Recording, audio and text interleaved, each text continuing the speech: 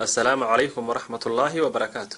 Caanaha ayaa muhiim u ah caafimaad qabka iyo korriinka jidhkeena. Dhinaca kalena qarfaha ayaa isaguna ah geed laga helo waxtar caafimaad oo tiro badan. Marka haddaba la isku daro caanaha iyo qarfaha waxa labanlaab noqonaya faa'iidooyinka caafimaad ee ay jidhkeena u leeyihiin. Marka caanaha iyo qarfaha la isku daro waxtarka caafimaad ee ay jidhkeena u leeyihiinna waxaa ka mid ah sidan soo socota.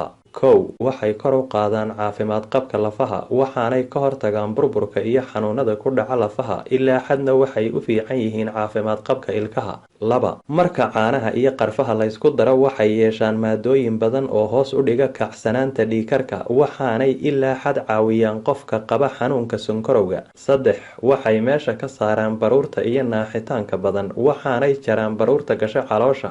afar waxay ka hortag ka yihiin laba nooc oo ka mid ah kansarka waxaanay keliyaha ka ilaaliyaan quruuruxa ama dhagxaanta gasha. shan waxay yareeyaan casiraada caloosha waxaanay dejiyaan calool ololka badan. waxaana fiican caanuhu inay ahaadaan caanaha aan subaga lahayn waxaana kasii wanaagsan marka labadan shay lagu sii daro hal qaado oo malab saafi ah. waqtiga ugu fiican ee la cabana waxaa lagu sheegay xilliga habeenkii ugu yaraan 2 saacadood xilliga hurdada ka hor. sidoo kalena malabka ayaa ah dawo dabiici ah oo la wada ogsoon yahay. haddaba inaad isku darto malab saafi iyo caano kadibna aad cabto habeenkii hurdada ka hor ama subaxdii markaad hurdada ka kacdo ayaa waxay jidhkeena ka dhigayaan mid ka badbaado cillado badan waxaanay jidhka siiyaan tabar iyo difaac aynaan qiyaasi karin. haddaba aynu soo qaadana 9 ka mid ah faa'iidooyinka ay jidhkeena u leeyihiin malabka saafiga iyo caanaha la isku daro ee la cabo habeenkii hurdada ka hor ama subaxdii marka hurdada laga tooso. waxaanay kala yihiin kow waxay dejiyaan neerfayaasha jidhka waxaanay ka dhigaan jidhka mid degan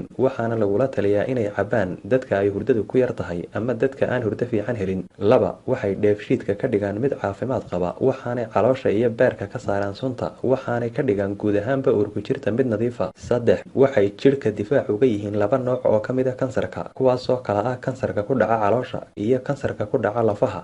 afar waxay ka hortagaan burburka ku dhaca lafaha iyagoo lafahana ka dhiga kuwa xoogan oo caafimaad qaba. shan waxay maskaxda ka dhigaan mid xasuusteedu ay aad u fiican tahay. lix waxay hooyada uurka la siiyaan dhammaanba faytamiinada ay u baahan tahay waxaanay u fiican yihiin korriinka ilmaha caloosha ku jira. toddoba waxay ka dhigaan habsami u shaqaynta wareegga dhiigga mid nadiifa. sideed waxay dawo ka yihiin calool ololka badan waxaanay qofka ka caawiyaan helitaanka hurdo wanaagsan. sagaal waxay wadnaha ka dhigaan mid caafimaad qaba waxaanay ka hortagaan inay cidhiidhi noqdaan xididada iyo halbowlayaasha wadnuhu. ilaahay baana cudurka iyo caafimaadkaba haya. ilaahay waxaynu weydiisanaynaa caafimaad taama iyo dembi dhaaf. mahadsanidin.